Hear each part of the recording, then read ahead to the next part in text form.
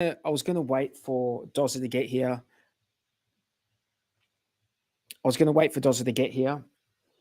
But we messed up big time. We messed up, both of us. So we're live now. Give me a thumbs up if we're live. Or I can't see anyone watching.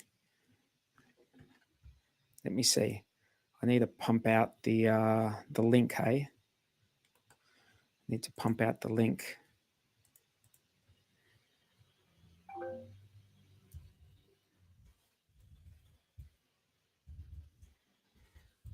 Sit here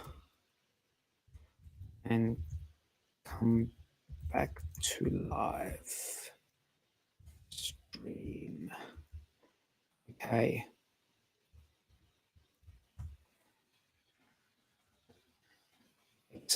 Exit, not exist. Okay, let's have a look. Has anyone made the jump across? We've got one viewer. Fantastic. There we go. We have got one viewer. Welcome to DeFi Down Under. Yes. This is like, it's the start of happy hour, but we're running this shit like it's the end of happy hour. That's what's going on right now. So I'm just waiting for Dozza to get here.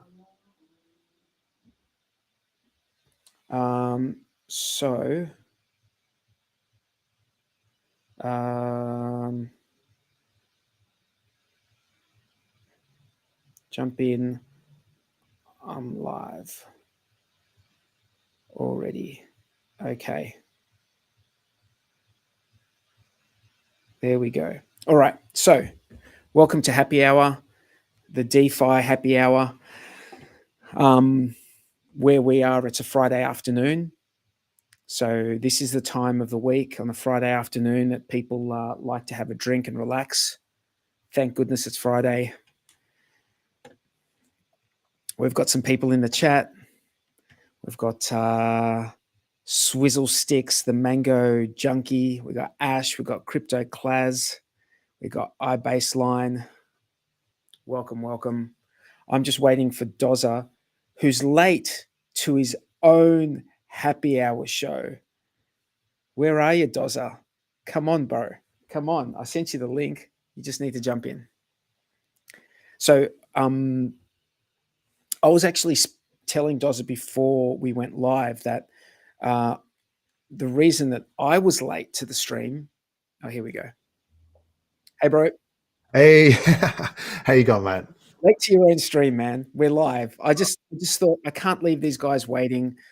I know how much they want to see my my face. No, I understand, bro. All good.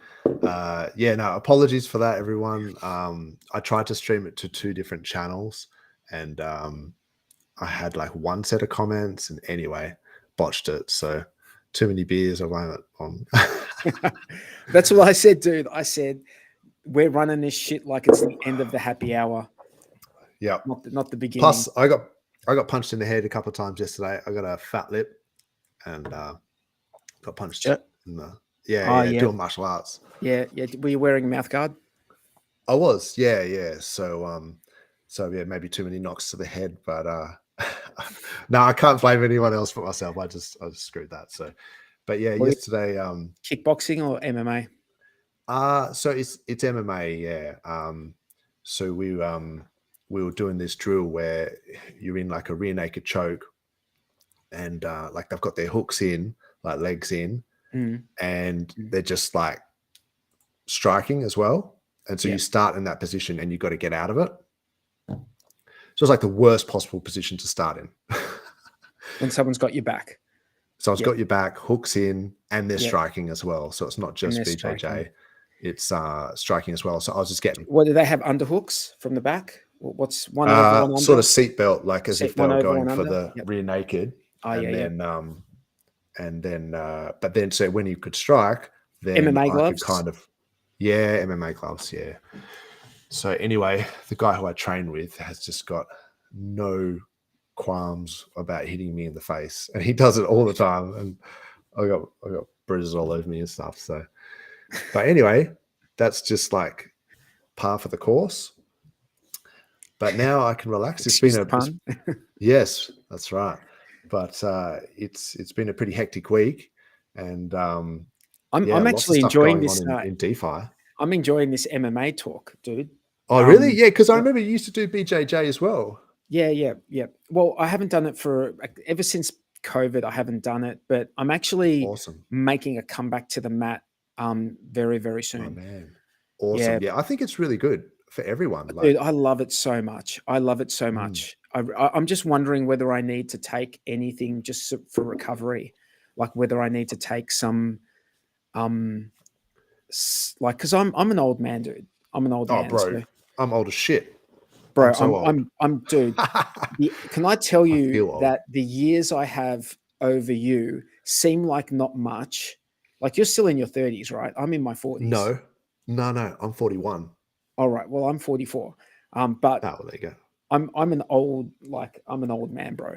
And Nah, look, age is a state of mind. So, yes, like, yes, and I'm an I old know man. it sounds like a bit of a cliche, but if you don't use it, you lose it. So I think, getting Yeah. in there and working it and I smashing the used to love gym, being all that stuff. I used to love being a cunt on the mat. I used to love Really? it. Yeah, Oh yeah. wow. I train with some guys that have just got like a couple of screws loose and they Oh no, like I'm not no screws do it. loose. I used to always just enjoy like I used to always be very like fair and calm with people until they did so like I remember once we had like a judo brown belt show up to our class Oh yeah. and he was just like running through the white belts, Yeah, like yeah. smashing them. And it's And like, bro, there's no need for that. Like, dude, I had to tap one guy and I tapped the white belt on the shoulder and I said, bro, step aside. Like I jumped in there yeah, yeah, yeah. and just Awesome. went and I showed like, you want to be a cunt? I can be a cunt as well. And Yeah, yeah. I just showed the guy like you want to come to like a mat and not be respectful of Yeah, you like gotta be respectful. you Yeah. know what I mean? Like he was just going hard on white belts. And that's It's like just that's just a waste of time as well, because like the whole point is you're meant to be teaching, the younger guys, and so you want to put them in different situations, try out different things. But there's nothing to learn, if you just and plus it he doesn't he help him in came any way. well it was going to help his ego because he Yeah. was coming he was there to prove to himself that his judo was better than fucking white belt jujitsu. It's like you're not even doing the right test. Like you need to like roll with someone who's your equal. Like roll with a brown belt in jujitsu. Oh yeah, yeah. You know, They'll um, fuck you up. not that I'm a brown belt in jujitsu. I'm definitely not. Well, we because it's mixed martial arts, so we do like Muay Thai and Krav Maga and a bunch of other stuff as well as BJJ. Um, and so I am a brown belt, but it's in like of all the disciplines. So I wouldn't consider myself like a brown belt in like BJJ or anything like that. But I am a brown belt in like the MMA thing that he does. Oh, bullish in the house. And look, there's Ted DeFi, Class. We've got a whole bunch of Ash. Oh, legends in the chat. Bit Rooskies. finesse. Old school. He just woke up to grab a potato, as you do. Yeah. SEC are clowns. Cheers to that, bro. Absolute clowns. Did you see they lost another court case with the bloody the grayscale ETF the other day? Yeah, I did see that. Yeah, yeah. That was some sort of massive BTC god candle that happened after that. That was Gary huge. Gensler is actually like provably a loser. He's Yeah. a fucking loser. Yeah, 100%. Like He's a golem. Like, you just look at him and you're like, no, bro. but he just loses. He's not a winner. He's a loser. Yeah, he's a perpetual loser. He Yeah. keeps I mean, losing. how many cases they want to lose? Like, it's just, and then they've also opened themselves up, like spread themselves so thin by listing, every ERC20 under the sun as a security. That they've got these open cases with, Grayscale and BlackRock ETF and, the Ripple thing. So I don't know. It's just, what are they trying to do? It's like they're just physically, they're just extorting people for money. That's pretty much all they're doing. And they're only going to be able to extort the people who can't afford to go down the route of defending it properly, Yeah. you know. And like I like there's a lot of commentary. We actually spoke about this last week as well, about, you know, which way would you prefer it to go? Would you prefer us to just, Yeah. like, you know, settle and get out and be done with it, or to Yep. fight it through? And I stand by my point of view on this, that I obviously would like it to go away as quickly as possible. Yeah. That is From a price clear. point of Like, view. yeah, like, just, I would love it to go away, but I also would want them to get burnt so badly by it that Yep. they can never come back. Well, not even burnt. I just want precedents to be set so that this shit is Yeah. safe, you know? Yeah. Oh, Because 100%. And someone what have needs we to done? stand up to them. Yeah, and what exactly have we done if we get away with some, like, we get away with it right now, but like DeFi is fucked anyway, because they're going to just keep attacking it, like, because no precedents have been set. Yeah. So from one perspective, I want it just to go away so that we can just, you know, go up or whatever. But Yeah. at the same time, I think that, you know, I would love us to actually effect change in the world on that level, where it's actually affecting the way things are done in future. 100%. Yeah. That would be, and look, Richard Hart is the best person to do it, isn't he? So, I think I've got a little bit of lag going on here, but I'll see if I can fix that. Yeah, so like he is definitely, like, if you had to um, elect a champion to fight, he I think would be best suited for it. But yeah, in terms of price, you think maybe if he just settled, then um, we might still see some good price recovery before the next bull market. Yeah, absolutely. Yeah, I mean, look, it would be great if we could have both. Like, if we could have, like, some sort of clarity early that makes us, you know, breathe a sigh of relief, lets the market breathe a sigh of relief, but then Yep. also, like, get some level of clarity, or at least set like a precedent, so that like, we're not constantly fighting the same, we're not constantly pushing that same boulder up that same hill. Yeah. 100%. And it's interesting that throughout these cases that's been going on, there have been some precedents that have been set. Like, I noticed that the judges referred to BTC and ETH as a commodity the other day, just in as part of the sort of decision. They were like, they just referred to BTC and ETH as a commodity, and it's like, hang on. Oh yeah, geez, I'm lagging heaps. I might just drop out and come back in and see if that fixes it. Yeah, I Is it can see. lagging at your end, like heaps? Yes. Sorry, bro. Your video. Can you Yeah, talk it now? doesn't Say, match. 2 seconds, I'll leave and come back. yeah. Okay. So, we seem to be having this problem with Restream every week, but we're trying to fix it, because ideally, Doz is going to run the show from his streaming platform. But yeah, that's good. Yeah, it sounds like Yeah, you're in sync I now. think it's just Restream. Like, I don't Yeah. seem to have this problem with StreamYard, Yep. but Yep. that's why I was trying to do it earlier. But then I just got stitched with those keys, and I don't know, I had 2 separate things going on. So anyway, if I have to, apologies to the audience that I have Close has to got some advice go for you, back and mate. forward. Audio not lagging. Turn off the camera. Yeah, I don't think it's like my internet speed. It's just it's like this browser or something. I've just got like, and I don't even have that many tabs open. So yeah, insert joke there.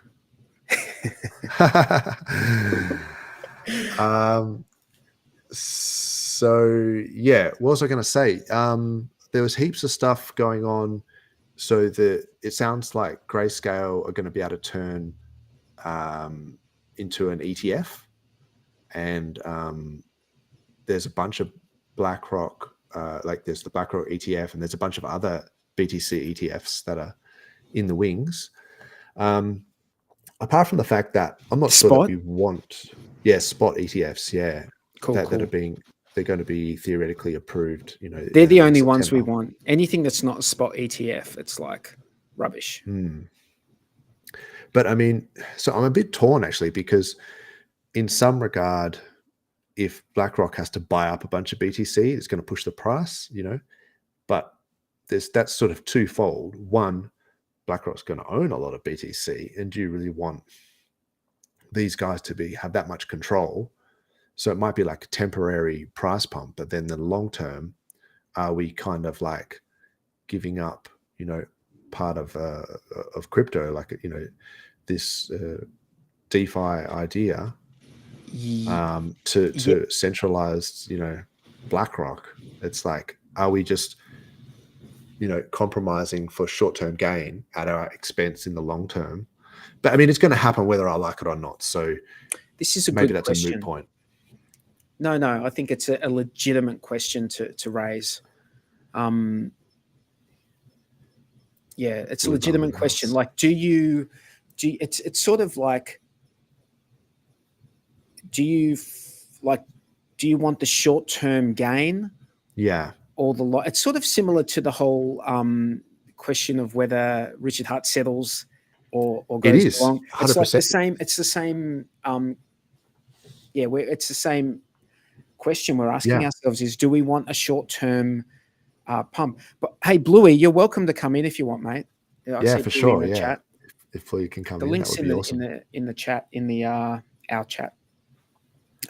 So it's an interesting one. I think that if people are in Bitcoin via an ETF, a spot ETF, that is still one step closer to them being in Bitcoin for real, because then they get to hear us tell them, you don't actually own your Bitcoin. You could, but you don't, right? And they get to hear us like shit on them, basically. And that's because they're already in Bitcoin and they're going to feel proud that they're in Bitcoin. Then we get to shit on them and then make them feel inadequate for not like holding their own keys. Yeah, exactly. That's one side. You just feel like, but do you even crypto, bro? Like, if you're not holding your own keys, then it's just fake crypto. Yeah. Like, we'll call them grayscale bros. Grayscale bros, man. It's the Claytons of Scotch. That's like, alcohol-free Scotch or something. It's like, what's the point, like, but I think, maybe they'll have to learn the hard way, because, Richard Hart has been an exponent of that sort of key self-custody, and has really been sort of shouting that from the rooftops. We've always benefited from that, because like we haven't got caught up in the Lunas, the BlockFires, and all these middleman sort of things where they're holding our keys. So, but maybe some people still need to learn the hard way. I don't know. I wish they didn't. I wish they would just listen to reason and take our word for it. It's so what you're saying is true, man. It's like, no matter what people say about, like, okay, look, the Richard Hart ecosystem has like gone, it's dumped a fair bit from its all-time highs. Like, things are quite low, but hey, everyone has their tokens. Everyone has their tokens, and at least they have their tokens. All those other guys in those other protocols had to give up their keys, give up their custody of what they had, and they had to trust other people. It's like and so when we've got like CBDCs coming on the horizon, I know they had a pilot program in Australia for the EAUD that just finished. Oh, did they? Okay. Yeah. So I think we're going to be seeing a lot of that coming up. So they use some sort of quorum network, the consensus quorum network. I never even heard of it.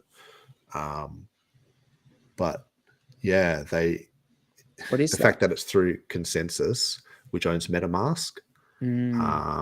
It's like, they're getting all the pieces together on the chessboard, if you know what I mean. They're setting up their rooks and their knights and so they're in bed with Consensus, Yeah. which is logging everyone's IP for any transaction that you make. They're sort of Logging saying, your well, IP and making a connection with that IP and your address. wallet. Yes. Yeah, 100%. And I think that those databases are they're building like a dossier or on everyone. So that's unfortunate. I guess, VPNs are the answer there. But yeah, the fact that they're going to introduce these CBDCs. Not only, I think it's important to say, not only VPNs. There's a raft of measures that you could take, and why don't we go through some of them? I mean, 100%. while we're on it, I think that's useful. I think that's useful to the listeners. What is it that they can specifically do to avoid this fingerprinting that goes on? Well, one thing that I saw, which was really interesting, is the GoPulse website that actually has a privacy kind of like a page where it sort of just says, look, there are ways to break the on-chain link, and you can do it through XMR and things like that. And it's like, that's on their webpage. I was like, hat tip.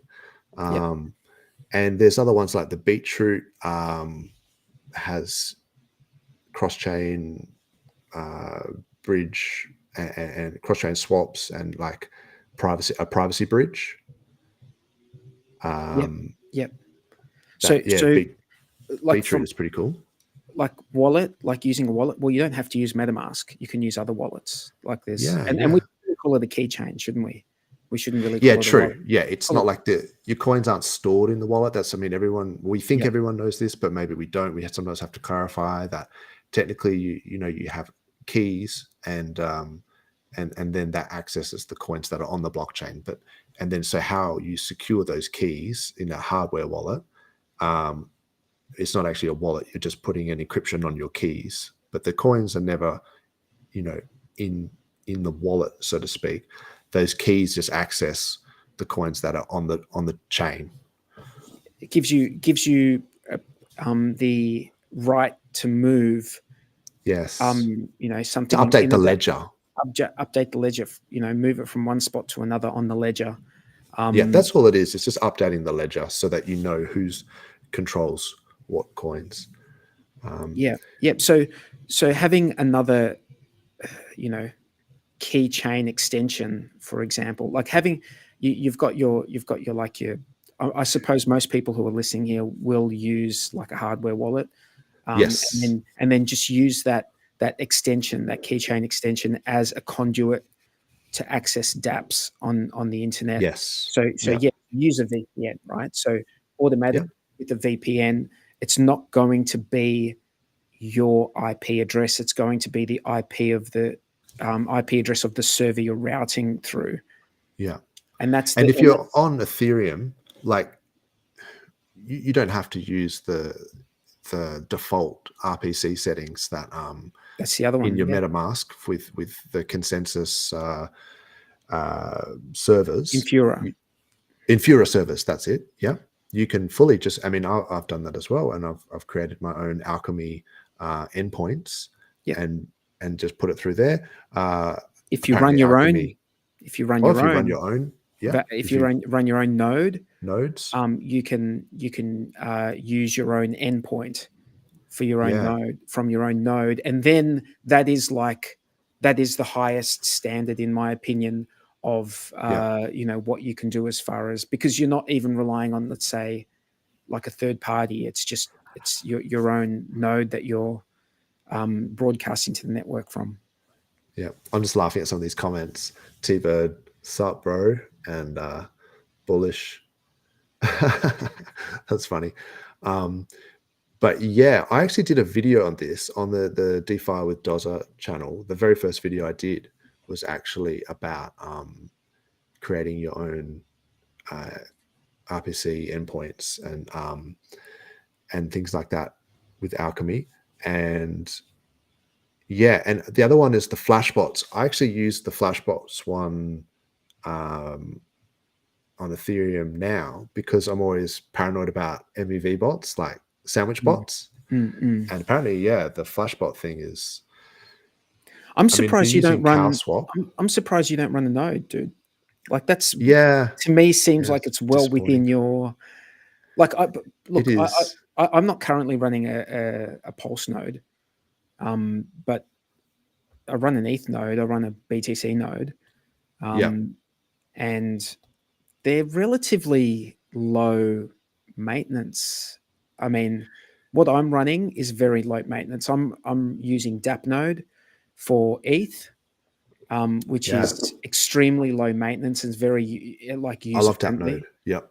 very user friendly. Hmm. And I'm using for BTC. You can actually do a BTC node through DApp node as well if you want. So Yeah, I really liked their interface. I found it really straightforward.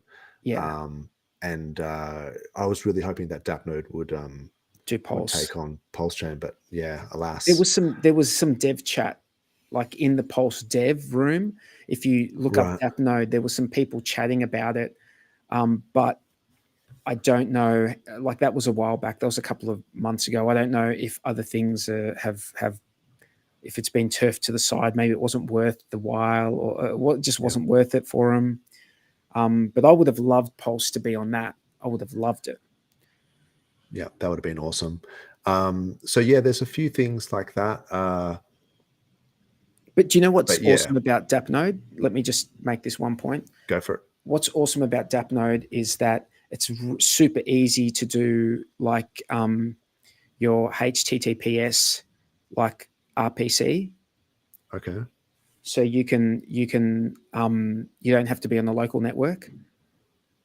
Oh, okay.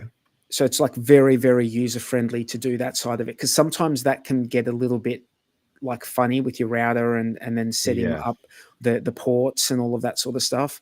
It can get, whereas with the DApp node, that makes that side of it pretty easy as long as you've got a decent, like a half decent router. It's like usually a half decent router will set up most of that stuff like in a plug and play type way. Yeah. Yeah. I think I was keen. Oh wow. If I go off this page at all, I start lagging. Um, I was keen, but then I was also like, I just wanted to save every dollar for the Pulse launch, and I was like, I want a DCA in, and then like, so I was like, I don't want to spend money on validator hardwares and things like that. I'm gonna have to go out again and come back. Sorry, bro. Oh wait, is that better? No, it's still bad. So I actually, how I came across DApp node is I was on the Ethereum Foundation website, and that website, like I go on that website on a regular basis because Which one's they this? Sorry, um, I was probably up to. the Ethereum Foundation, Yes. ethereumfoundation.org. I Yeah. always go through that website and look at all the software.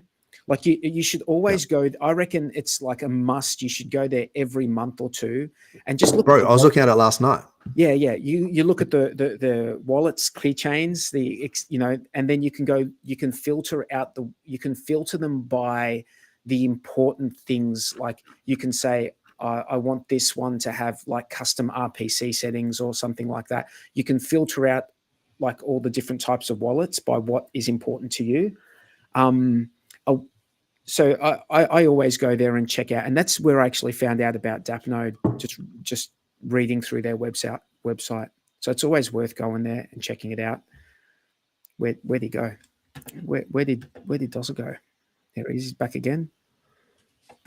I officially can't touch any other tabs or links while I'm talking to you because it just freezes it. So I'm just going to be a bit limited here. But Do you want me to bring it up? that. Is there Even if I go to the other tabs, it botches it. So I was just going to say, I just happened to be looking up this the EIP 4844. So it's the Cancun upgrade for Ethereum. And they're talking about this proto dank sharding. Dank sharding? That sounds dodgy, eh? Like dank sharding? But proto dank sharding. So no, but obviously they're dank sharding because they're trying to get it ready for this sharding, right? So then Yeah. they're trying to introduce all the changes into that's the one. Yeah, they're trying to introduce the changes in this new Cancun upgrade, so that they put the steps in for the execution layer to be able to take on the sharding. But yeah, Dank is Dank. It's an awesome name, Dank sharding, but it also sounds made up. But yeah, it's pretty funny. Isn't that thank you in German? Dankeschön, yeah, Danke. I guess it's spelled slightly different, but Dankeschön. Dankeschön, Danke, yeah, something like that. So yeah, so this proto Dank sharding, I think it talks about so it's for roll-ups. Roll-up operators can process a batch of transactions and submit the results or a proof to the main chain, depending on the specific roll-up technology. So there's the optimistic roll-ups, zero knowledge roll-ups. And so it looks like they're doing this for the layer 2s, and it's going to dramatically reduce roll-up gas fees ahead of the full sharding implementation. So that was just some of the things I was looking at last night. And I was just wondering whether or not the PulseChain devs were going to incorporate the Cancun upgrade to, upstream to PulseChain. I assume they will. Interesting. Yeah, I wonder. I think that was the whole point, right? Was Yep. rather than forking BSC or anything else, like once the merge happened, we would have all the upgrades upstream. So maybe they'll give it a few weeks or something after the Cancun upgrade, then they'll implement them, and then all the validators and everything can do their upgrades as well. It's going to be interesting to see whether Hex would be able to use a layer 2 through these new EIPs. Because like if the gas fees, like I think there's some sort of, I didn't really prepare it, but there was a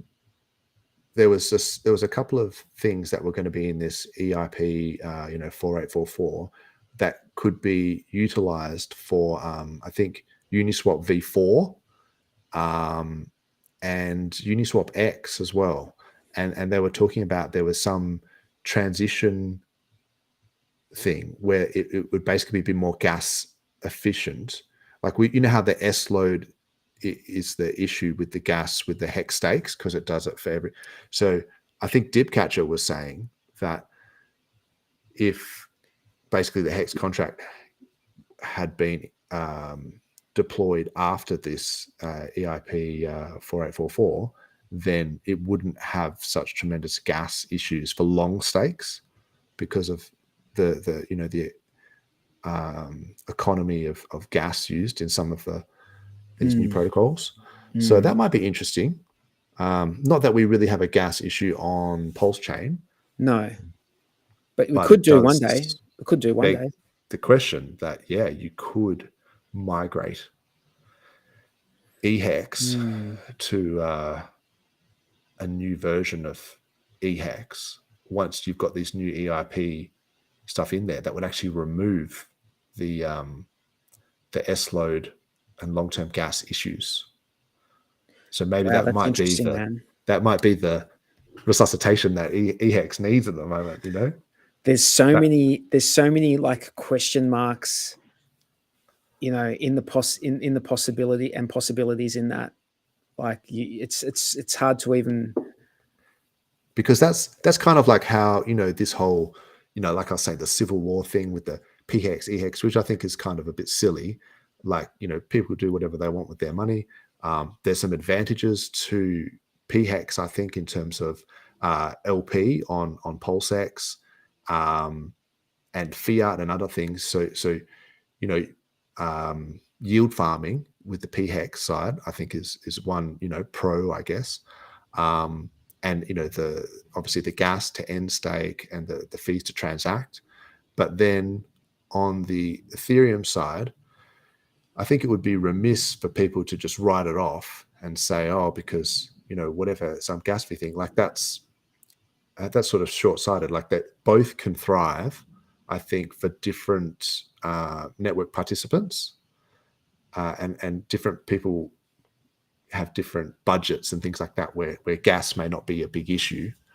And of course, yeah, if there's not as many people participating on the EHEC side, well, then there's an edge to using that.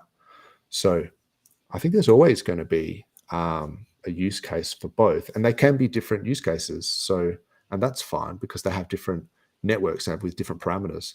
But we don't know whether this, proto-dank sharding is going to then create some situation where it might actually be cheaper in the future for to end stake on the Ethereum side as well. Yeah, that's, like I said, there's a lot of question marks. You don't know whether, because a part of that is like removing history, isn't it? Is that the one that also removes history? Like, I don't know about that. I only just started something reading about else. this last night, and I was sort of going down the rabbit hole. I've heard other people talking about it, and maybe this was touched on a few months ago in the discussion that I was listening to, and it had something to do with just history being culled. Okay. And I don't know what sort of ramifications that would have for end stakes, or like, I don't know how that whole side of it works. I don't know how the code works with respect to that. Like when it's going back and calculating on it, like every day's daily payout. I'm not sure how that does that exactly. Yeah, gotcha. And then, like I say, there's possibilities of migrations and things like that as well. I mean, whether or not Richard would do that, but once the network changes sufficiently, you could redeploy. I mean, because Alex is doing that with Hedron at the moment, right? He's literally just creating like a Hedron 2.0, and I don't know what, dude. I don't know why. But there's something about what I've heard Richard Hart talk about in the past that makes me think that is not something that he would like. That would not be his first option or preference. That would be not something he wants to do. I'm not sure where when I heard him speak about something along those lines. I could be wrong. Of course, it doesn't have to be Richard who does it. That's true. That is true as well. Yeah. That is true as well. Yeah. It could be, but I guess it is a little bit different, though. It is a little bit different because you would need to have consensus for it to really work. You'd have to have social consensus for something with native. With Nate, and that's where I guess with Hedron, it's a little bit different because you've got the HSIs, and HSIs by their nature, they can be sent. You can move them, or you can do something with them. Whereas with the native hex stake, there's really, apart from EES it, there's really nothing you can do with it, is there? Like what function can you run with a stake that hasn't finished yet? All you can do is EES it. Yeah, no, I was just thinking there might be. Yeah, I guess I was just thinking more of a migration thing, but you're right with the stakes. It's a bit complicated. Look, it was just an idea. And I just think you can't discount these things from. You never know what's going to happen. You never know. You never know. I mean, that's how dynamic this space is, and we're talking code. So there's ultimate flexibility. Yeah. Like in future, there's ultimate flexibility, and you're only limited by the parameters that have been set in the past in the code. Yeah, true. So I was just going to say, there's heaps of stuff going on at the moment. I noticed on one of your streams you looked up at Spark Swap, and they do some yield farming stuff. Was that any good? Or I mean, there's a couple of other ones. I like the fiat like yield farms as well. I haven't used Spark Swap. I haven't either. I brought it up. There it is, Spark Swap. Yeah. I don't know if anyone's got any feedback on whether they've tried it, if they think it's any good or not. That'd be good. Looks like Bullish was saying Q1 of 2014, he's pretty bullish for that. Finbear's bullish on waterbeds. And then Klaus is talking about these BARTs. So we've got a lot of liquidations going on, like the BARTs and reverse BARTs and stuff going on. Do you think that's just the centralized exchanges sort of manipulating the price a little bit to just liquidate people? Because there's a lot of liquidations. I don't know, dude. You tell me, because I don't really follow that. I mean, I see the movements, but I don't follow the explanations or the discussions surrounding them so much. I just put it down to like macro market machinations. Yeah, it's possible. It's just that. I mean, there was like $800 million worth of liquidations like 2 weeks ago, and then this week there's a whole bunch of other in terms of the market crash. So people that were long got wrecked, and then now this last week, people who were short got wrecked, and it's just this sideways year of chop where it doesn't matter if you're short or long, everyone loses except for the people providing liquidity and yield farming. So that's sort of the way I see it as well. I had a couple of links here, but I won't even try and bring them up. But it was just about maybe next time. If you put them in the chat, the private chat. I think even if I go off this page, I start lagging. Right. So right, okay. But it's not that interesting. It's just like, there's just I think it's CoinGlass, and they have a whole bunch of liquidations. They track like the hour liquidations. CoinGlass. I don't even have the link in front of me, but it's like, maybe if you just Google like CoinGlass liquidations. 24-hour liquidation. It just tracks like all the liquidations that are going on and stuff like that. That was pretty much the one I was looking at, and it just sort of shows you that like in the last 24 hours, there's like 38,000 people were liquidated, 130 million. So you can kind of keep track on like what's going on. Where are you looking at? Oh, that was just right in the center where it said that. Oh, right. But in the last 24 hours. But I think if you... This is the last hour. Yeah. You can change the time frames, and you can also see when people are... So can you explain to me... long? So here it says liquidation heat map, and it's got BTC green, 48.81 million BTC. What does that mean? Does that mean that 48.81 million BTC have been liquidated? Positions in the 24-hour time frame in green. Wow. And the shorts are in red. So it kind of gives you an idea of what the market thinks is going on in a very small time frame. And then you see who was right and who was wrong on the right. We see the real-time liquidations. Yep. So yeah, I don't know. I thought it was interesting, and you can see. What's this Joe? What's Joe? Joe is, I think it's Avalanche. Is it Avalanche? Is that a coin? Is it? No, it's a deck, or it's a DEX. Oh, is it Trader Joe? Trader Joe, yeah. I think is that Avalanche? Yeah, I think it is. But anyway, that was interesting. There's a whole bunch of NFT things going on. I don't know how interested you are in them, but there's NFT on Pulse. Have you seen NFT on Pulse.io? What's this? What's NFT on Pulse? It's just a PulseChain NFTs. Is that what it's called? The website NFT on Pulse. Yep. Yeah. The website. I thought it was the How to Pulse guys who were actually behind it. There we go. Yeah. And, if you scroll down, you'll be able to see, I think, maybe all the trending whatevers. But what? Booty Tat Pepe. Okay. That's random.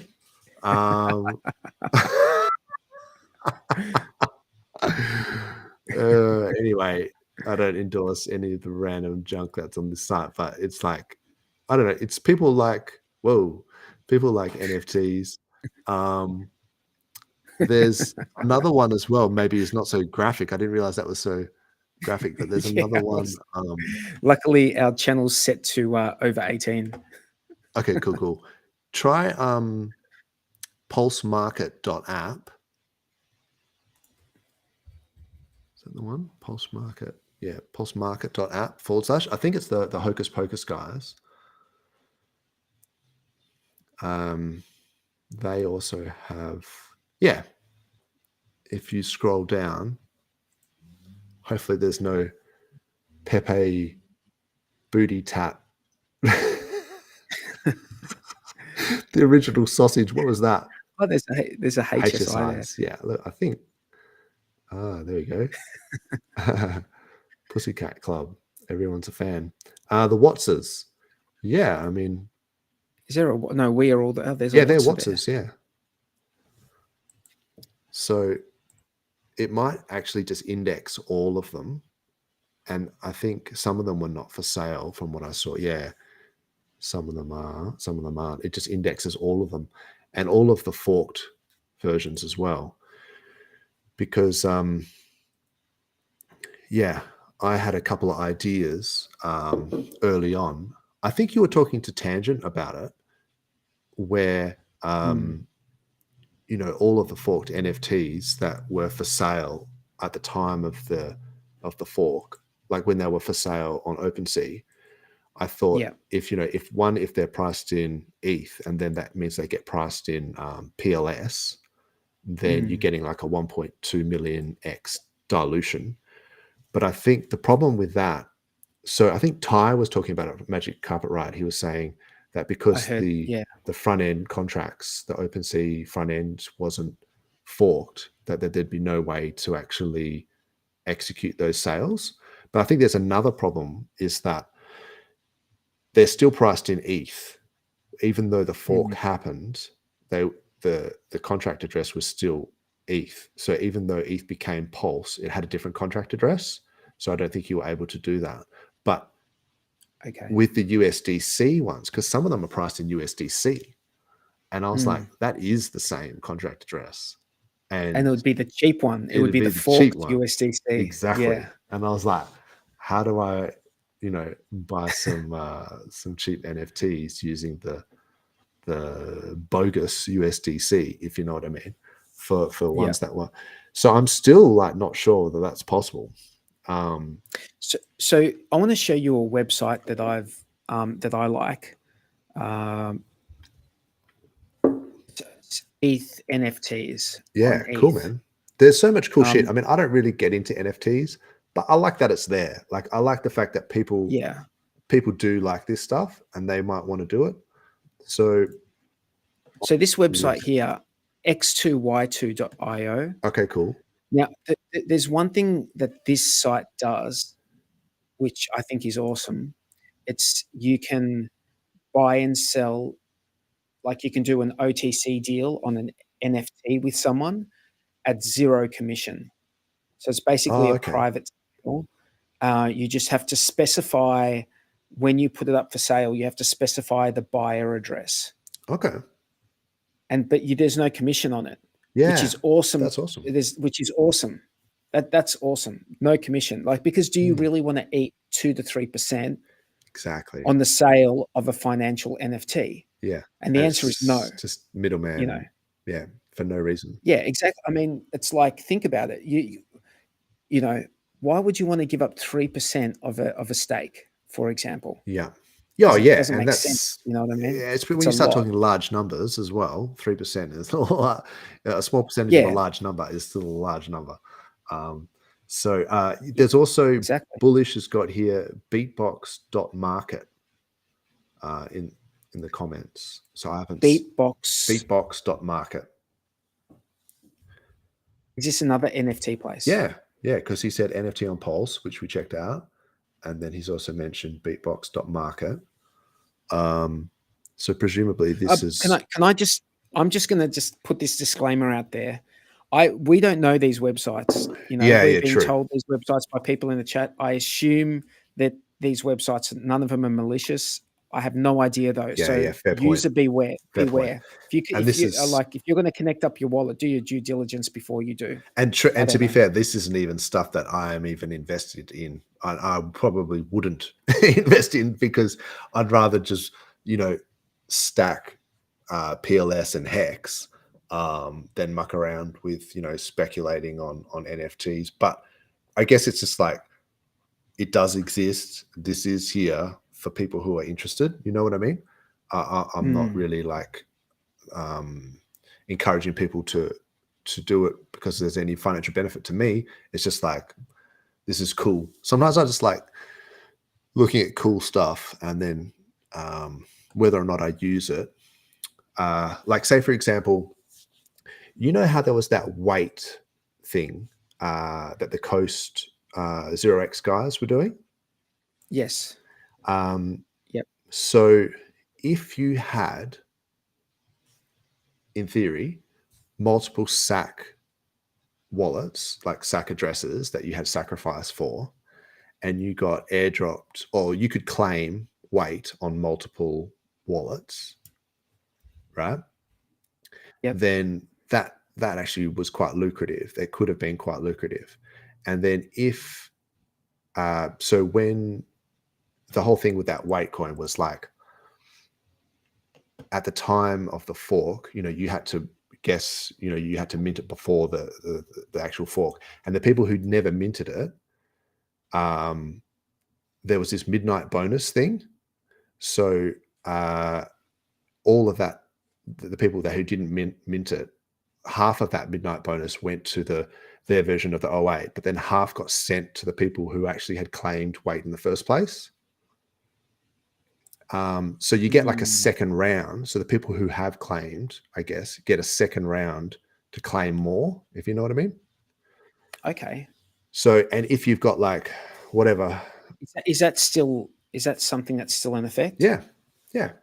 So I don't think it was any, and that was on both chains as well. You could claim the weight on Ethereum and on PulseChain, like for this midnight bonus thing. So if you had like, say you had like 100 wallets or whatever that had sacked, you could literally claim it. Like, so where do they go to do that? See, I can't pull up the links, but it was basically like, if you go to that Coast, 0x Coast, is it on Twitter? Or if you just go to the weight like thing on Twitter. 0x weight? Yeah. 0xweight.com. If you go to one of their things and then they talk about is this it? Yeah, so there was like two versions of it. Like there was weight and then weight V2. But yeah, there you go. And then if you go to the midnight bonus thing on the side, I'm like pointing to it, but you can't see what I'm pointing. That's funny. Down the side, there's like a moon, some stars. It says midnight.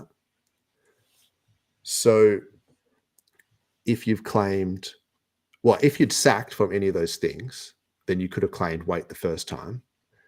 And then if you had claimed, then you can do an additional claim now that PulseChain's gone live, because you can get this midnight bonus thing for each wallet that you sacked for. And then that's on both chains as well. So on Ethereum. And you can still get that if you want. Yeah. I mean, I did it a while ago. I assume you can still do it. There was hardly any liquidity on the Ethereum side for the weight V2, but then there was. And then, so, I mean, basically I sold it all. I sold it all and bought Hex. So, nice. Nice. This is what I was saying before. Like, the reason why I got into this was like, I'm not suggesting buy weight and then wait, watch it go to the moon. I don't know much about it, but if I'm going to get a free airdrop, then, and I put it into something that I do want, and I know that the team, like the weight team, are not malicious, if you know what I mean. And you can extract, well, I don't want to say extract, but you can get value out of those, the V2, weight V2 on Ethereum and on Pulse as well. There are some other airdrops and stuff around, but some of them are maybe a little bit dodge. So I'd have to vet them first. got to be very careful with airdrops. Yeah, You 100%. know, Yeah. I had a discussion with my accountant recently about all the airdrops in one of my addresses. He's like, why do you have so much, all this stuff in there? And I'm like, I have no control over it. Yeah. Like this stuff just shows up. That's really I'm interesting. like, I said to him, I said, you shouldn't even be considering it. I'm telling you just to disregard it completely. Yeah. And isn't that really You know? interesting? That point that you just said, exactly that point, is like, isn't that really interesting from a ownership perspective, that because we were talking about how your keys, like your seed phrase, is really just updating the ledger on the blockchain. The ledger. Yeah. Yeah. So Yep. if you have an address, a public address where people send random shitcoins to, and you might get 1 billion shitcoin that has $2 worth of liquidity, but somehow that Yes. token is worth $1 million on your Yep. public address, that shows up as you having $1 million. Yeah. And if you have third-party tax software like Coinly or whatever, it might treat that as like, Yeah. oh, you've got $1 million in this account. And you'd be like, no, that is a malicious token that has been sent to me against my wishes. And if I even tried to interact with it, it would drain my entire wallet. So no, there's not $1 million there. Like, so because it's a public address, there is a point of like, who owns that? Like, and even though you could say that I do own it and I have malicious tokens that have been airdropped to me that have like a perceived value on chain, but then the liquidity is not actually enough, to extract any value from it, even if you wanted to interact with it. So then it's very poor. It's just poor interpretation of legislation. Yeah. It's like if that's what the ATO, like we're going to talk from an Australian perspective, which is the ATO, that's our IRS. It's just a very poor, like the way they do it is all very poor. It's very poorly done. It's money grabbing. It's like even the whole swapping one asset for another. It's just numbers. Yeah, no, don't get me started, man. On look, you could maybe make an argument for different chains. You could maybe make an argument for swapping between different chains, even though I still don't think you should. I think it's all numbers until you cash out. Now, unfortunately, we're forced to calculate taxes on exchanges between tokens, which is really, when you look at what's actually going on, it's just maths being published to the internet. It's ridiculous. And it's a really lot ridiculous. of the Oracle price feeds for what they get as the price at the time of the swap are inaccurate. So if you go through your Coinly stuff or whatever, you have to actually go, oh, hang on.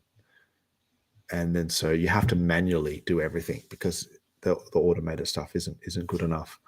I just noticed there was a couple of comments here that were pretty funny.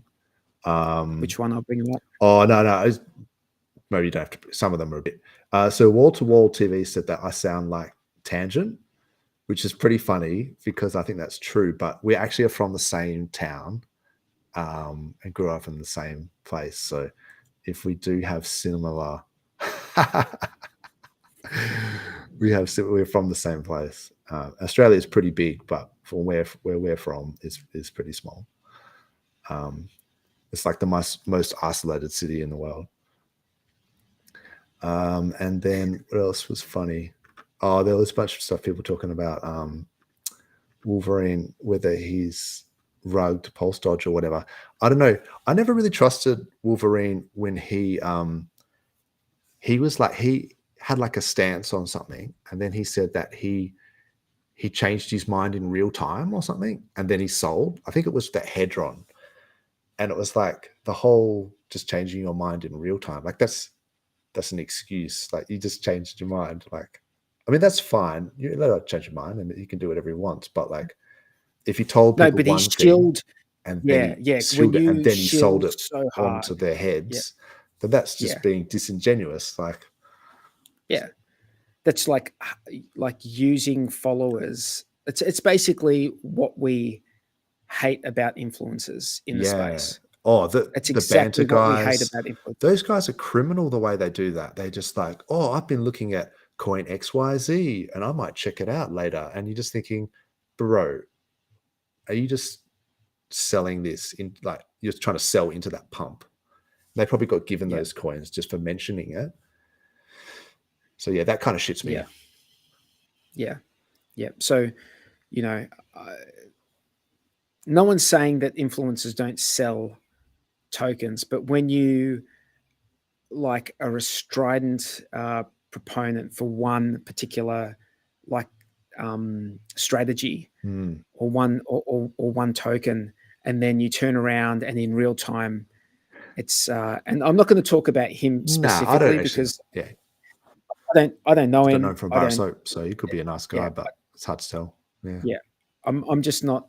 I don't agree with tactics that those sorts of strategies. I yeah. think that there's no need for that. It's the I same as really do. B Roots. Like, he seems like a funny guy, and I'm sure I'd get along with him. But I don't really agree with that strategies of like just shilling random coin XYZ, making it pump, selling into that pump on your followers' heads, and then just next week just shilling coin WZY and just pretending like that first thing never happened, and they just literally rinse and Yeah, repeat. And it's like, yeah, bro. yeah, Anyway, yeah. but Well, I mean, we've been pretty consistent about what we like over the year. I mean, oh I've done the Hex Late Show for 3 years. I think it's pretty obvious yeah, yeah, what I like. exactly. And we love Pretty Hex, pretty and obvious. And I can we're also tell getting you something else. It's not only is it obvious what I like, I can tell you in advance if the price action on Hex is good, I'm going to probably sell some. Yeah. Like yeah. there's I no, mean, I'm not you've going to got your sit here and, stakes, you've and got boast. liquid. Exactly. I'm not going to sit here and tell people that, you know, I'm never going to sell, Look, I thought 12 it's cents ridiculous. was like a really good price, and I was like, I thought it gets back to 12 cents again, but now it's like, damn, 12 cents is so far away. Like, but look, it's Yeah. all in good But if you time. buy now, and then it goes to 12 cents, Exactly. then that's a nice, it's like different, right? It depends what you're doing. I think that if you haven't got a staking ladder, and not everyone's strategy doesn't need to be the same, but I'm a believer in the staking ladder. I think the staking ladder is a great way to like set up your crypto, like potentially there's no guarantees in anything. Who knows what's going to happen? But I think that it's a way of delaying gratification in a way that you benefit from other people's lack of ability to delay their gratification. Like Yeah. you're going to benefit from that Yeah. long term The if it patient, goes that way. the impatient paying the patient effectively. So if Yeah. you're Yeah. staking and you're accumulating coins at the expense of people who are getting diluted because they can't stake for whatever reason, and then if you're just thinking about it in terms of units, like how many hex, how many hearts that you're stacking, and then how many hearts that you're accumulating through that staking process, and then in the long term, I think it does, possibly pay off.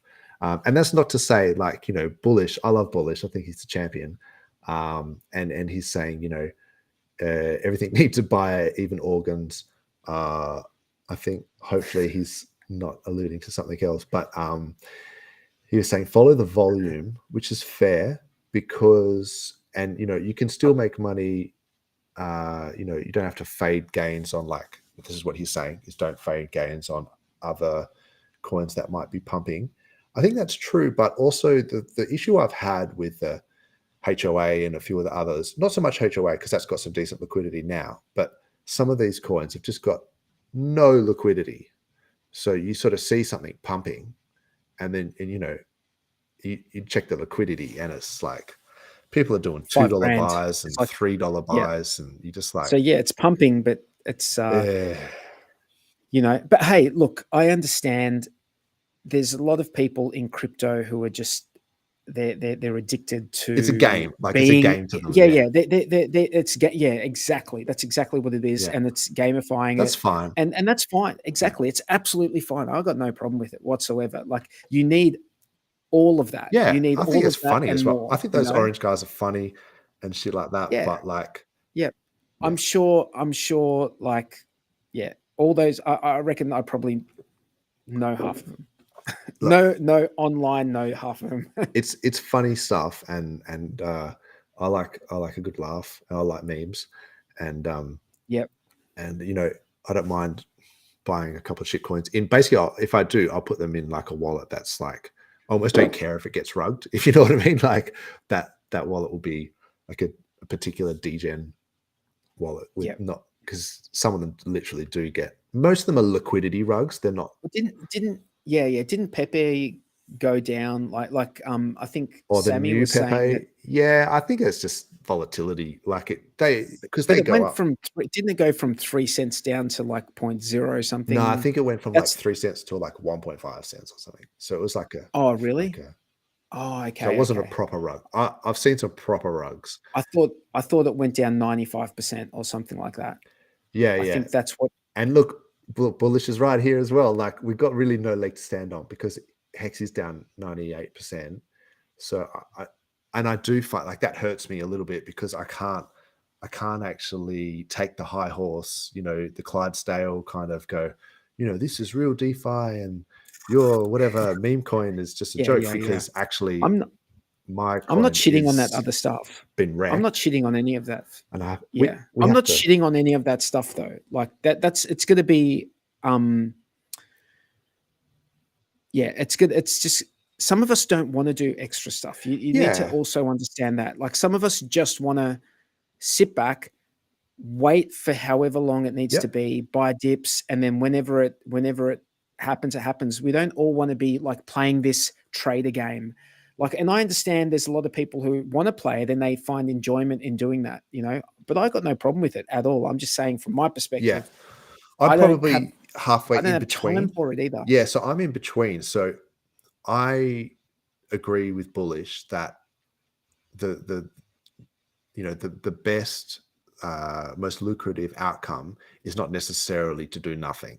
In fact, that's almost provably wrong to just do absolutely nothing. But you have to accept that that's the lowest risk play.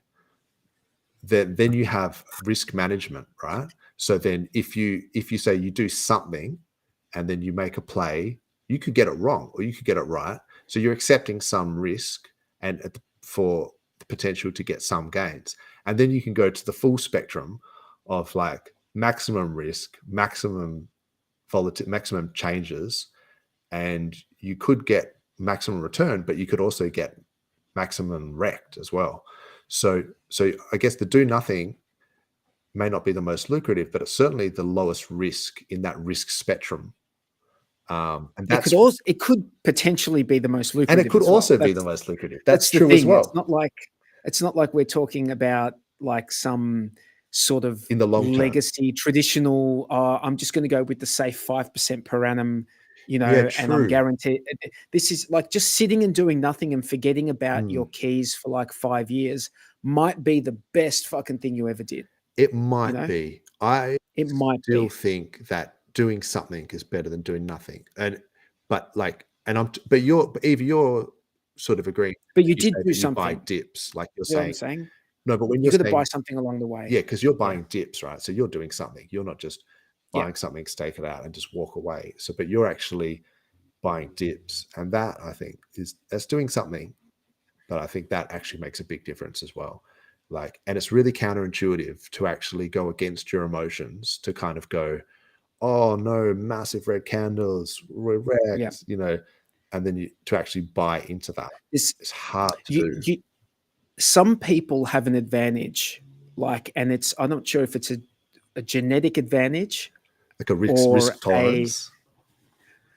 I don't even know if it's that. It's just I don't like. I love a bargain, bro. Oh Like, yeah, yeah, I right. don't, and when I say genetic, I'm genetically Sicilian, which means Yeah. that I'm genetically a whole load of other shit that, you know, Yeah. Sicily's been taken over by every empire, you know, so there's a bit of everything in Sicily, right?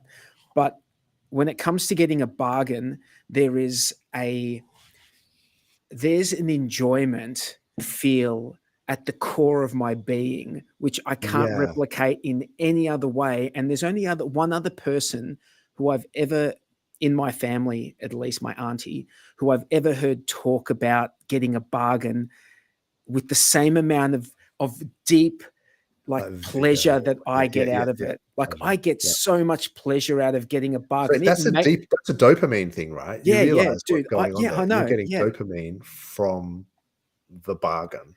But people Even have that talking not in about it crypto, right? Like gets people me. love that sort of stuff, you know.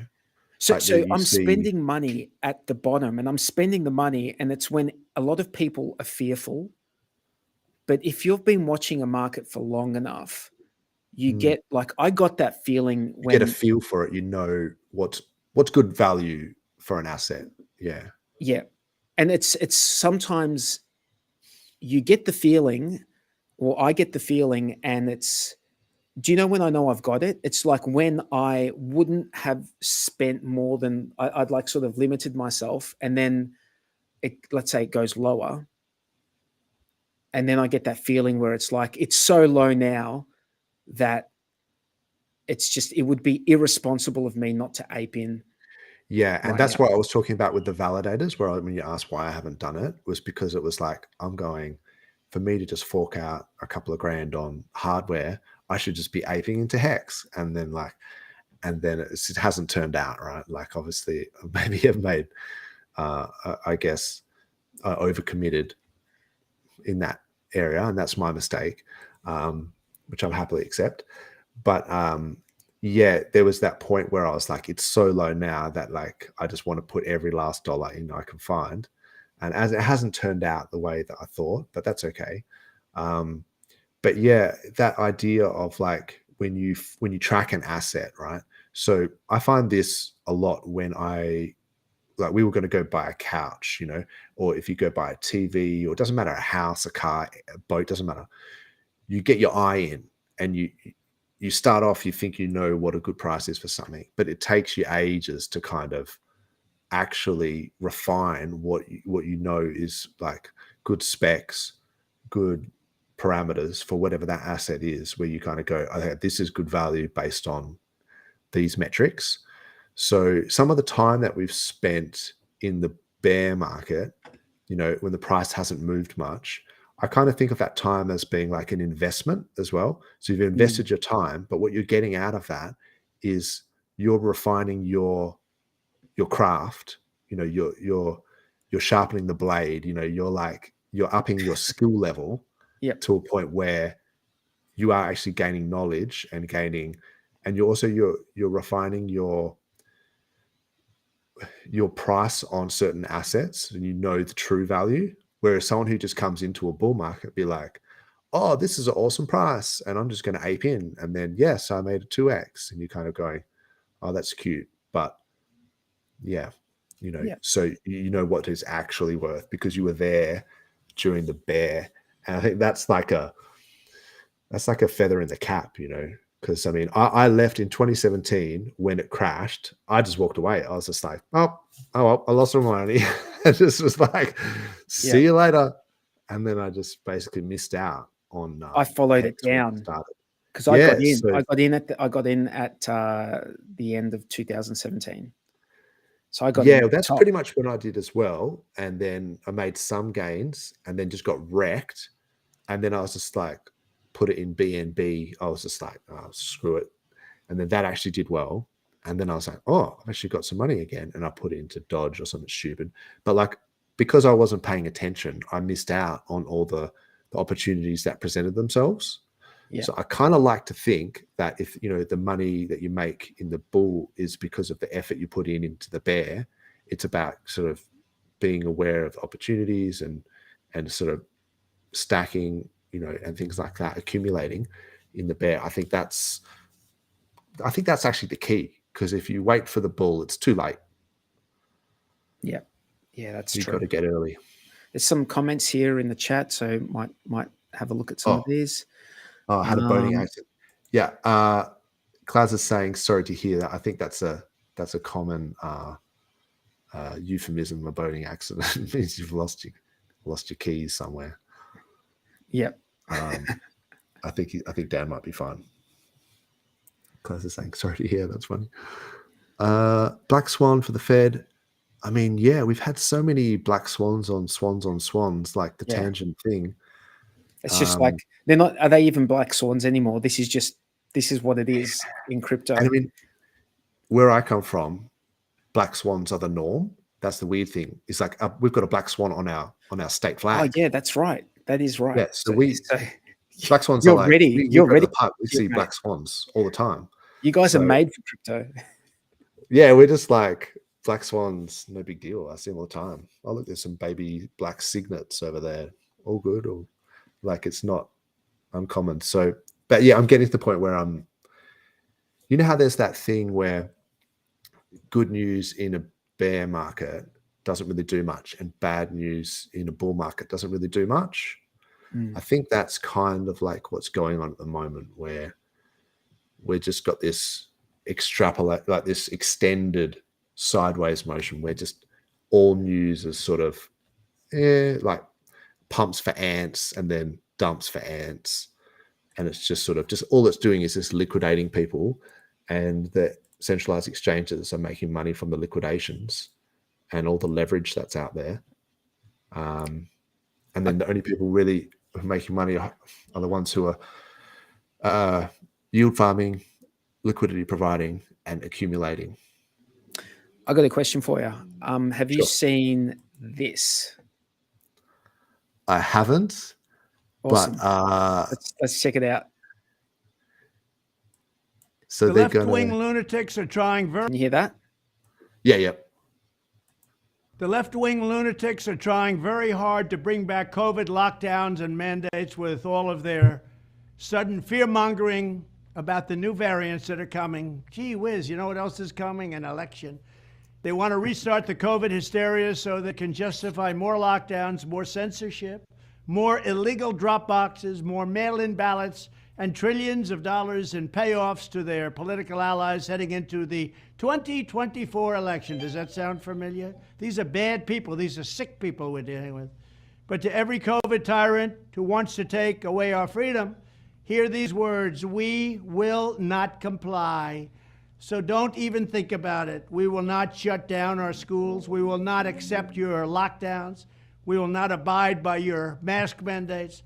And we will not tolerate your vaccine mandates. They rigged the 2020 election, and now they're trying to do the same thing all over again by rigging the most important election in the history of our country, the 2024 election, even if it means trying to bring back COVID. But they will fail because we will not let it happen. When I'm back in the White House, I will use every available authority to cut federal funding to any school, college, airline, or public transportation system that imposes a mask mandate or a vaccine mandate. Whoa. Thank you very much. Holy moly. Okay. No, I didn't hear that. Cool. Yeah. I mean, there you go. It's interesting that he's gone on that side of it because, you know, it's smart. He's smart. Dude. Yeah, he's true. Smart. Like media, he's so media outrage. savvy. Like he's so savvy when it comes to that stuff, you know. The public sentiment as well, I think, has certainly turned since, you know, when it first started. So, because he maybe was on the other side of that to start. Because he played it down a lot. He was talking about. He was the one who was talking about the other ways to treat it. Yeah, but look, some of his stuff, man, about drinking bleach and stuff. I don't know if that's such a great idea either. Yeah, like, that he was talking about. It's probably half of it was probably nonsense. But look, the way I see this is like,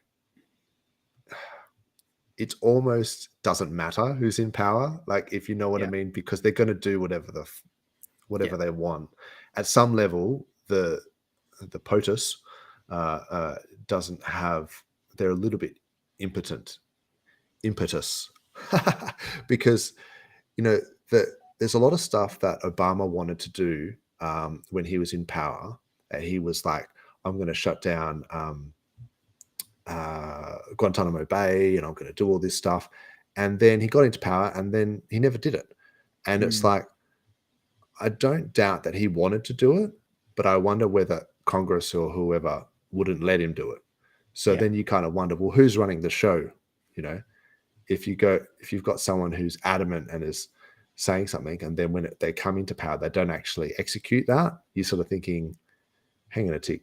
So I just wonder, like, it's almost as if every 2 terms they swap Republican or Democrat, and it's sort of just, it always sort of does that. Although this is only 1 term for them, isn't it? Biden's only been for 1 term. And So I guess, and Trump was only 1 term. Oh, was he? Okay, Yeah. so maybe that's an outdated That's thing. ways back, because they're only allowed to have 8 years 2 as terms, president. yeah. I actually have to say, I don't know a lot about American politics, so you have to excuse my ignorance there. But what I've found is just that it's almost as if it doesn't almost matter, and they'll, like, they're going to do what they do, irrespective of who the president is. But I like to think that the president has the say and has the ultimate, like, nope, screw you guys, this is what we're going to do. But I'm not sure that that's in reality how it works. Yeah. I would love an Australian politician to come out, like someone high up, to come out and be strong about this sort of stuff. I would really, really like that, Our politicians are just as bad, if not worse. I actually think politicians are weak as piss, bro. Weak, yeah, and they're so corrupt, man. I would agree with that, but I'll probably go on a downward spiral if I start talking about how corrupt I think the government is. So maybe we shouldn't. No. One thing I was going to say is that the Hex meetup in Sydney, or PulseChain meetup, or whatever you want to call it, October 13th, 14th. So the booze cruise is on the 14th, and that is the same day that they're having the yes/no vote for Australia for the referendum. Oh, okay. Yeah. So if you go into the booze cruise, you should do a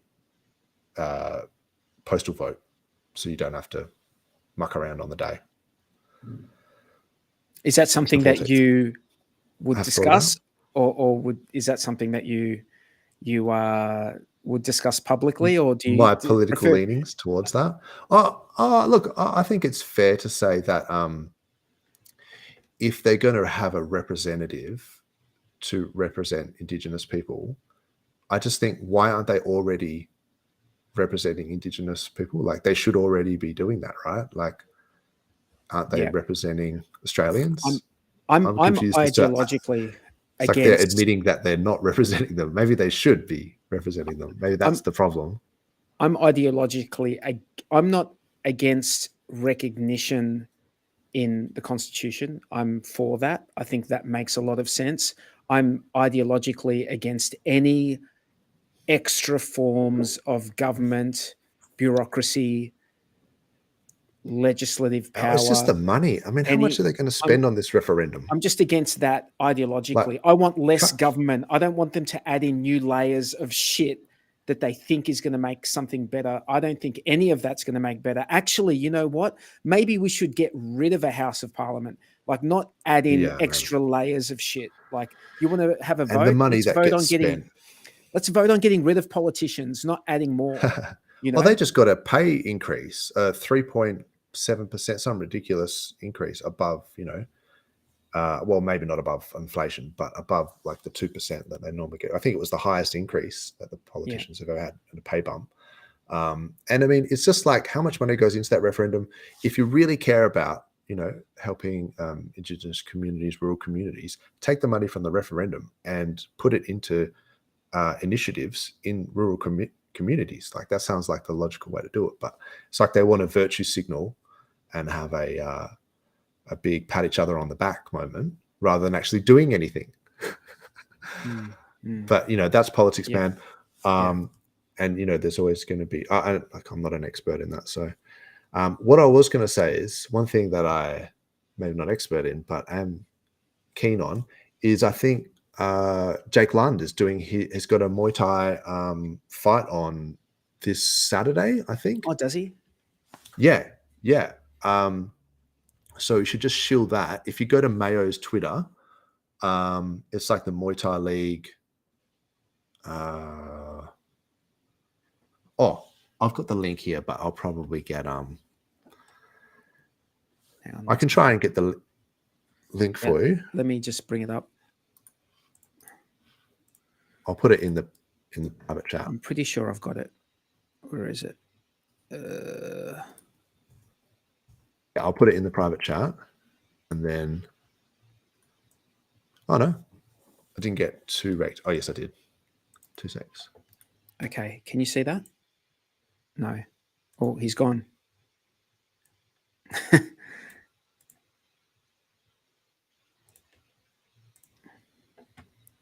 That's his Twitter. Let's have a look. Yeah, and I think I put the link in the private chat. Oh, he's looking lean. He is looking lean. He must have had to cut. Yep. Oh, that was the weigh-in. Yeah, looking a bit dehydrated there for sure. Click a like on that, hey. Bloody oath. He's a weapon. Absolute machine. So, yeah, I encourage the Aussies to log in and stream into that. Yeah, there it is.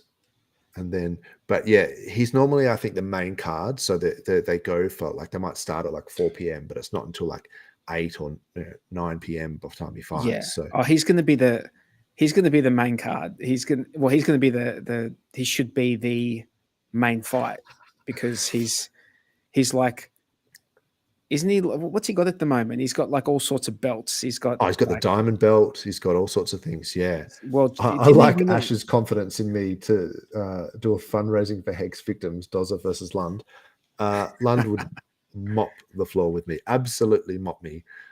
You'll have to make it a jiu-jitsu. The only chance I would have in hell is to take him to ground. But whether or not I could even do that before his shins just destroy me would be a different thing. And plus he's probably got a good ground game as well. So although one advantage, actually he's probably quite tall as well. I was going to say I'm almost a heavyweight because I weigh like 95 kilos. I'm like 6'1". So I don't know, but I think he's pretty tall. I think he probably he would absolutely mop me. I'm not even going to entertain that idea. Bro. I mean, like, even if he's got no ground game and I was able to take him to ground, I think he would. No. The only let's be honest, the only chance you would have, because he's a professional world champion kickboxer. Yeah, true. The only real chance that you would have is if it was a straight out jiu-jitsu. If it was straight jiu-jitsu. Oh, look, I've been training MMA for 10 years. I train twice a week. I like full contact, mouth guards, everything. I'm not going to downplay. That's a different level. Yeah, dude. The guy's a sniper. It's just sniper. I'm not even. We should do. And look, Kaz has already said, she's already spent too much time. She's invested too much time training me, so she doesn't want to train a new husband once if Jake Lund murders me in the octagon. So we can't have it. Yeah. That's my excuse. I think that's fair, dude. We've been going for about an hour and a half. Yeah, we should probably go. And yeah, apologies again for botching the start of that the stream. So it's all good. I think you should try and add it do you know what I mean? Rather than doing it the stream key way, but like add it the other way. If you can. I'll do it in advance next time rather than just like 10 minutes before we start with a beer in hand, just like, oh, this will be easy. And then I just. It never works out. Never works out well when it's like that. Exactly. All good, man. Apologies for that. But hopefully, we'll see you next week. Yeah, man. And shout out to everyone in the chat. I know there's been some lively discussion about Hex. Thanks, chat. And by the way, guys, no shade being thrown at anyone who's like, doing other stuff with tokens and stuff. get to it and do whatever you want to do. That's what this whole thing's about. This whole thing's Yeah. about you do what you want to do. You know, that's the whole, and no one can stop you. I can't stop you. Doza can't stop you. You do what you want to do. And that's what we want. We want, like, you know, permissionless systems. So we'll see you next week. Awesome. Thanks, 43. Thanks, man. chat. See you.